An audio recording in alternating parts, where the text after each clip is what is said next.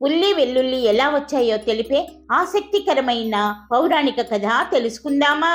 సముద్ర మదనంలో అమృతం ఆవిర్భవించిన తరువాత దేవతలు అసురులు దానికోసం పోటీ పడగా విష్ణువు మోహినిగా అవతరించి సామరస్యం చేశాడు. అసురులు కూడా అమృతం తాగితే లోకాలకు ప్రమాదం కాబట్టి మోహిని దేవతలకు అసలైన అమృతాన్ని పోస్తూ అసురులను ఏమార్చింది. ఇది గమనించిన రాహువు అనే రాక్షసుడు దేవత వేషం ధరించి దేవతల వైపు చేరి అమృతము తాగాడు.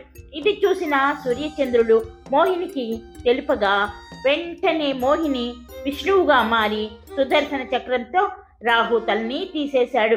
అప్పటికే రాహు గొంతు దాకా అమృతము చేరింది. తెగిన గొంతు నుండి రక్తంతో కలిసిన 2 అమృతపు చుక్కలు భూమి మీద పడి ఉల్లి వెల్లుల్లిగా అవతరించాయి. అమృతం నుండి రావటంతో ఉల్లి వెల్లుల్లికి ఔషధ గుణాలు కలిగి తిన్నవారికి ఆరోగ్యము కలిగిస్తుంది. అసుర రక్తం కలవడం వల్ల అవి ఘాటైన వాసన రుచి కలిగి తిన్నవారికి రజోగుణములైన కోపం ఆవేశం పెంచుతున్నాయి. వీడియో నచ్చితే లైక్ చేయండి, సబ్స్క్రైబ్ చేసుకోండి.